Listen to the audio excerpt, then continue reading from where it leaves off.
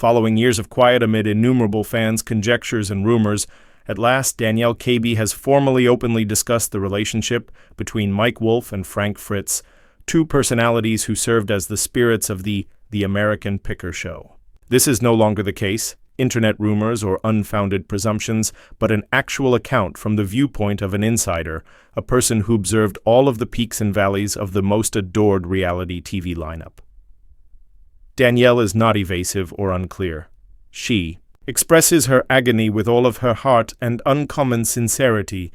Did she take sides, or did she decide on the truth? What's involved, many people will be surprised when it is disclosed. Thus, this isn't just the tale of a strained friendship, but in addition to an unparalleled glimpse inside the inner workings of pickers in America.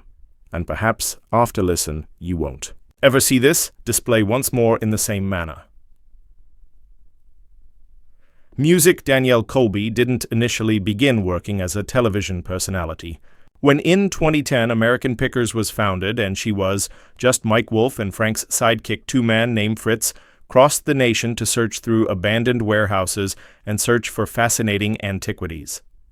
Danielle remained in Iowa, operating the archaeology antique shop where after every expedition, valuables were auctioned. She took phone calls, followed up on leads, and ensured everything went without a hitch. Fans fell in love with her right away, not simply for her eye-catching tattoos and lively personality, but also for the manner in which she stored genuine and unified. However, Danielle wasn't only there to give the presentation some color. She was responsible for keeping everything together. Frank and Mike were instrumental in the American Pickers' success, and Danielle, who was raised in Iowa with them, realized the reason they clicked so nicely: Mike has a broad perspective, fervently committed to conserving heritage. Frank was a more reserved man who concentrated on specifics, such as the operation of an antique toy. They quarreled frequently. Mike desired a rusty sign. Frank was eyeing an elderly motorbike component. However, it was their distinctions that drew them in. Danielle would chuckle as they jokingly called from the road, asking who'd triumphed on every journey. In the beginning, they were easy. They traveled around in their white van, searching among the trash of strangers for treasures. Danielle was always ready with the purchase anything they brought back, hearing their tales from their journeys. From locating a dilapidated bicycle, using an old billboard, and assisting in determining how to treat or exhibit them, an increasing number of customers visited the store. Simply to visit her, inquire about Mike and Frank. Even though it was thrilling, Danielle felt that there will be times when simple. The performance was growing in size and more complex issues with it. Danielle was quite familiar with her two friends. Okay, Mike was the one with the vision. Rich in fresh concepts, although Frank favored, more slowly, taking his time to delve into the details. Danielle was in the center, hearing Mike's audacious making arrangements and monitoring Frank when he appeared worn out or depressed. They had faith in, she trusted them, and she trusted them. It resembled a small family. However, even in that case, Danielle observed minor indicators. The initial breaks in the connection that was once as strong as between the three of them, like adhesive. Music, sometimes Frank would be silent and Mike would exert too much pressure. Not very important, despite the initial indications that something could occur. As soon as American Pickers began, Danielle Colby was there when the takeoff happened, in the midst of everything. It began in a sufficiently humble manner. Mike had been at work, spent years developing the concept, shooting with on-steady camcorder, pulling Frank with it, accompanying him into old and dusty attics warehouses, searching for lost treasures. Danielle arrived from operating the store in the background and searching distantly for hints, but the networks repeatedly refused. Nobody gave it much thought. Two men might be seen scavenging by viewers for garbage. Mike, however, never quit up. In 2010, the History Channel finally gambled, and lo and behold, more than 3.1 million of people witnessed the first episode. Danielle was shocked by what it was taking place. During the night, the store turned into a zoo. Fans came to watch where the magic was taking place. Abruptly, Danielle gained notoriety. Individuals would identify her from television and request photos, and she would grin and display them around, highlighting noteworthy, such as a corroded gas pump. Mike discovered it's entertaining and frustrating. Danielle should bring on more. staff in order to stay up. The telephone kept ringing, with individuals sending images inquiring about Mike and Frank. She liked the enthusiasm, but it soon became excessive. Frank and Mike were, "I'm still living the dream." They called from unidentified towns, eager to display their products. At one point, Mike discovered an enormous neon sign and was unable to halt discussing it. As Frank displayed, he just used an old fire extinguisher. Won an Oscar. Danielle simply grinned and took notes and got the shop ready for anything they returned with. However, the show wasn't as easy as it once was. They recorded 250 days a year while touring the world on a demanding timetable. Danielle could detect the weariness in their voices. They were worn out, but they continued. However, notoriety started to impact them in many ways. Mike accepted his celebrity Nashville store opening, and it became a popular location with lines go visit him.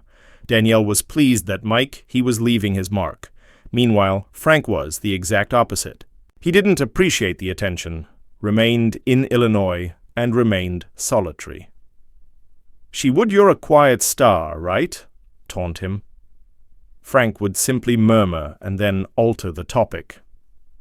Danielle saw how each was balanced. Another. Frank is quiet, but Mike is noisy, that she had a unique draw because of the contrast on TV. On the contrary, she stayed on the ground and eventually turned into a self-contained symbol. Her admirers adored her. Striking tattoos, quirky attire, and beauty was inspired by wild burlesque. Each and every time she uploaded a photo, the remarks poured in. "You're great." Danielle adored it. It made the lengthy workdays more bearable, worthwhile. Similar to an odd doll, she shone in her own unique manner. Frank relished observing her make minor updates from the store and witnessing the fervor of the crowd. However, Danielle felt more and more that the show was different. It was no longer only concerning choosing things, but regarding entire crew organizing, large sums of money being taken into account. The American Pickers was becoming less of an occupation and more of an adventure. And the commotion persisted in spread, becoming more powerful by the music day. The price per episode had increased by 2015, grew by more than $250,000 in the beginning. Danielle sensed Mike's pressure. He desired every finding to be a huge success. Frank, meanwhile, wanted to be honest and uncooked. She would occasionally hear them dispute, nothing major, just minor battles. "We need a," Mike would remark. Frank would yell, "I don't dig, big one." Stuff up for television. Danielle would keep your distance and concentrate on the store where she was the steady, composed individual. They was always dependable. It was a roller coaster. Danielle was proud, but it was a wild trip. The program gained popularity with every week, millions watch. Occasionally, she relaxed and amazed at the adventure they had taken, from a tiny shop in Iowa to be televised throughout the United States. She knew, even though it felt like a dream, nothing endures forever. Being famous provides you a lot, but it also detracts greatly. She'd no idea what was going to happen, but she had a clear sense that something was shifting. Then issues started to creep in. American Pickers was still popular, but in the background, the situation wasn't going well. Even despite not being traveling, Danielle heard from Frank and Mike about everything. The workforce had expanded significantly, and the schedule was crowded and brimming with cash on the line. Mike was always pushing the show to advance. He would make a call Danielle from Nashville discussing ideas for expansion, fresh findings, and news hops. The enthusiasm appealed to her, but she heard the fatigue in his voice. Mike desired for every episode to be noteworthy, which implied consistent pressure. Frank was unique. He dialed lists frequently and always sounded worn out. Danielle was aware that he had Crohn's disease, illness. His stomach was continuously hurting and becoming worse. He hardly ever about it, but when she inquired, "Are you all right?" Frank simply grinned dimly. Yes, simply exhausted. Then he went on, "She didn't push it." Frank kept to himself, yet he had been away for days, according to the crew, looked awful on the set. Danielle started to be concerned. Frank enjoyed picking, but the body appeared to be absorbing it. The shop remained occupied. Fans continued to inquire. "Where is Frank?" Danielle simply grinned, claimed to be picking and modified the topic. She had no desire to begin a gossip, but she was aware that shifting. Frank made fewer calls. Mike received busier. They were being torn apart by the show. Once an irate Frank called from a shoot regarding something Mike mentioned. "He's turning this into a circus." Frank complained. Without picking a side, Danielle listened. She said, "He's just excited." Frank let out a sigh and hung up. She didn't disclose Mike regarding it. She didn't fight, but she longed for the day when the three, rather than fight, one of them would chuckle. And she started to question if the show truly worthwhile, if they were being ruined. Danielle continued to work, pretending everything was all okay. Fans were not able to see the difficulty. On the screen, it was still enjoyable.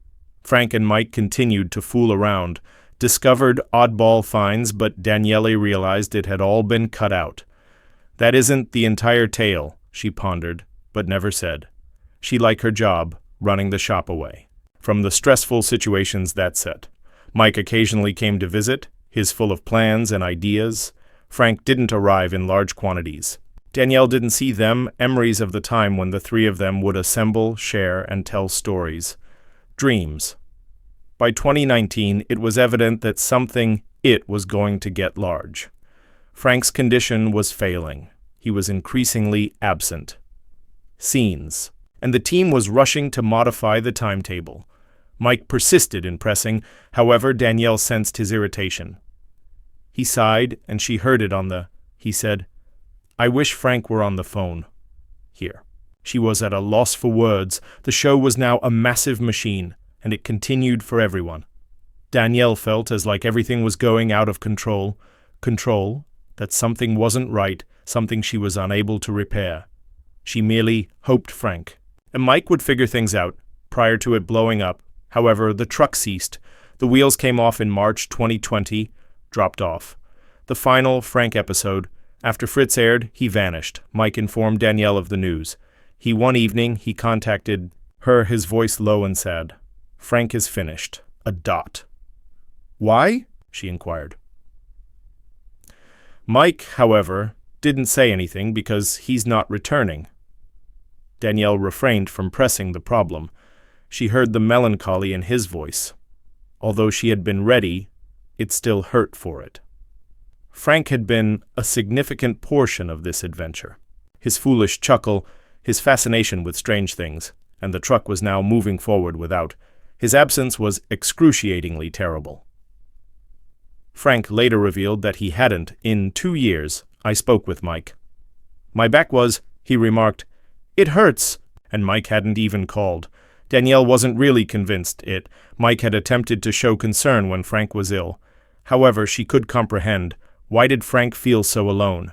He was wounded, and he could have required more than just the due to the demanding schedule of the performance. She didn't check in by phone. That had never been her manner, as Danielle reasoned if Frank would reach out if he wanted to. But he didn't. The fans went nuts. Why did Frank go? Online, they inquired. Did Mike leave him? Danielle observed all the posts, but said nothing. She continued to operating the business, sharing images of her former belongings, avoiding them at all costs inquiries. She was unwilling to take sides. She had always been friends with Mike, but Frank had too. She detested his being gone. She sent Mike an SMS. "How are things going?" "We're doing it," he said. Danielle failed to inquire about Frank. It was too dry. It was a messy truth. Frank's Crohn's illness had worsened, and he had been 17 hospital stays in 2 years, including that he started sobriety in 2020. Danielle had heard something from the crew. Frank had never occurred to her as awful individual. She was aware of how grief could alter persons in a variety of ways. She recalled the times he had made jokes, thrilled with the discovery. The illumination in her eyes were now disappearing, and it devastated her heart. Mike continued to record, bringing in new individuals. Danielle viewed the latest episodes. They remained captivating, but not identical. She wished she had Frank as present. Recently he had been cranky, but still a crucial component of the program. She had to make her own way through the confusion. Thip. Shop remained busy, and in 2020 the epidemic has further exacerbated the situation. Stressful. Danielle made an effort to maintain when she could, she opened the door, wearing a mask, conversing through the glass. Individuals still inquired about Frank. "He's sleeping," she gave a hazy response, unwilling to lie, but being unable to tell the entire tale. Later, Mike wrote on the internet that he would, calling him his brother, "I miss Frank." Danielle nodded after. Reading it, she thought Mike meant it. Frank, however, had also informed his son that he felt inferior to Mike. As he was the backup and the star. Danielle. "I got it. Mike was an excellent author, an excellent communicator. However, the show wasn't only a success due to one individual. Regardless of the circumstances, she missed Frank, missed the person he used to be. Everything became completely out of control."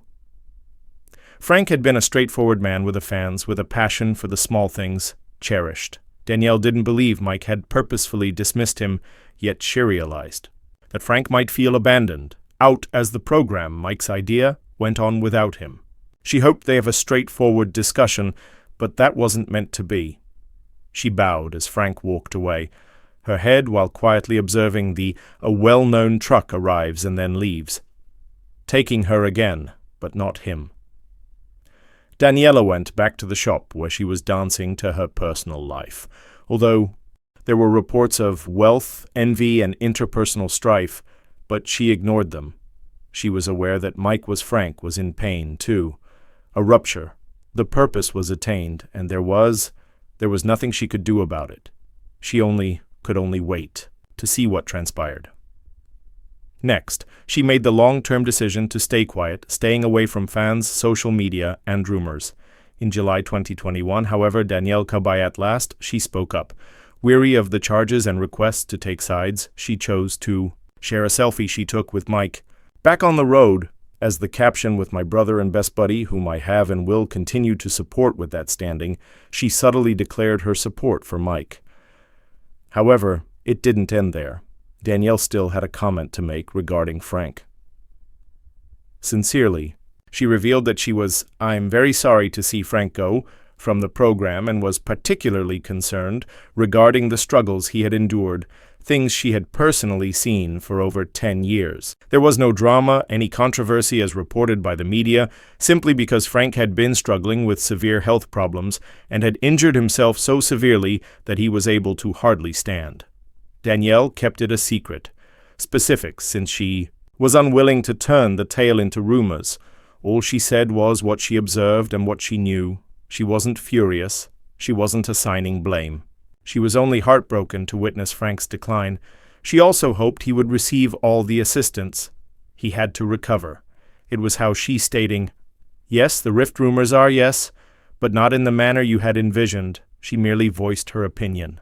Because, since her statements were being misrepresented, out of context, and sensationalized in news outlets, locations that couldn't get in touch with her for the interview air. Danielle had had enough of the garbage conversation that perverted her. Quiet. She wasn't quiet since she had something to say, to conceal, but because she desired to maintain her privacy and show consideration for those who had been near her. However, she ultimately made the decision to speak, not to startle or generate a media frenzy, but to allow everything was stated directly by her. No more lies, no misrepresentations, allowing others to express her emotions to her admirers. "I hope that everyone is doing well," wrote, her words truthful but sweet. Not all of Danielle's secrets were disclosed. She never had. She had spent time with Mike, and Frank has been in business for a long time, traveling together on the roads of American harvesters. She decided to watch Mike, as he consistently stood by her side. However, that didn't mean she lost interest regarding Frank. She didn't post a revelation. It was the result of silent suffering, a declaration that she'd sensed it, witnessed it, and now required to express her opinion. She then allowed folks to work out the rest. Life continued. Danielle kept things busy in the store. Supporters continued to, "I'm still inquiring about Frank." She simply grinned. "Check out my post," and in silence returned to work. Mike stuck to his decision, and Danielle continued to encourage him from distantly. Frank said nothing. They possessed lost contact, not out of animosity, but rather because distance, as well as the fatigue of time. Danielle was aware that she had fulfilled her role, cleared the air, took a position, put an end to needless gossip. She didn't wish to conceal the existence of pain, Frank's intense discomfort, prodding from. She left it there for the fans, Mike. To sense. Following the post from 2021, everything calmed down, but not without difficulty. Fritz Frank formally departed from American Pickers, and Danielle found herself stranded in the center of the storm, observing the fallout, but being silent. She kept shopping, to dance, to maintain a playful atmosphere on the inside. She understood that Frank was in poor condition. Crohn's disease had been bothering a long time with him. Additionally, in spite of reports of his recuperation, it wasn't going well. Okay, Danielle didn't call or go out with him. Of apathy, but because she believed he required room, she merely hoped in silence he would succeed. Mike maintained the show, going with Danielle providing assistance. Him, sometimes observing him visit the store, grinning while appearing exhausted. He said, "We're still picking." She, delighted he was holding up, nodded. Admirers questioned her about Frank less lately, as though some of the people were quieted by her post-haunting tales. However, from behind she was still able to hear them murmurs. Frank was struggling. He was hospitalized more frequently. The traveling wasn't as enjoyable as it once was. Danielle's heart ached. She was missing him. Frank, who once pulled his rusty bike into the store with a childlike smile. That man was getting away with it. Next 2022 arrived with a bang. Frank suffered a stroke. A large, frightening shock. Danielle gained knowledge from one of the crew members Mike had abandoned everything and went to the hospital right away. She didn't inquire a lot, although she had heard Mike sat behind Frank's bed, delivering elderly images, mementos, and items they had discovered collectively. Danielle believed it to be lovely, evidence that in spite of his. Still, Mike was concerned. She didn't visit, not due to her lack of affection for him, but because she had never been with Frank, truly been that near. But she maintained and keep an eye on him, watched him. Frank didn't get better right away. The stroke destroyed a man's body, leaving him in need more than before. Afterward, in October, it was all over in 2024. Frank Fritz passed away. In a weak voice, Danielle heard Mike say, "Voice, he's gone." She was unsure because to respond, simply listened in silence while Mike informed her that he had stayed to the very end, taking with him the recollections and items that had held them together for a long time. Danielle didn't have to say anything more. She recognized their friendship in spite of all. The quiet and remoteness were the most actual item they've ever music recognized. Danielle's throat grew constricted. She had spent her entire life with Frank. His peculiarities, his distinct insights, his unmistakable laugh. It felt like losing him, losing the essence of the show. She didn't immediately post anything. She simply remained silent for a day, contemplating. In 2021, fans heard her speak, although they were still unaware of the truth. Frank had just left. They failed to notice the pain. Mike said nothing as well. "I just made a quick email." Regarding longing for his sibling, Danielle showed respect. That. She did not wish to cause a commotion. However, the rumors began to resurface. It was said that Mike had broken up with Frank. Their friendship had been destroyed by celebrity. Danielle simply gave a headshake.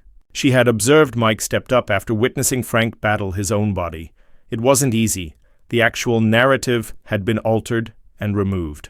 Months later. After Frank's death, Danielle Colby at last made the decision to speak up. No fanfare, no drama, only the facts. Frank was unable to continue.